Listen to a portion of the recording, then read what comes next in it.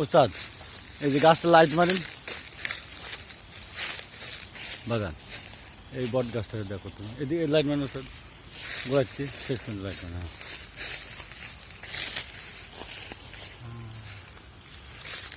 মারেন চলে।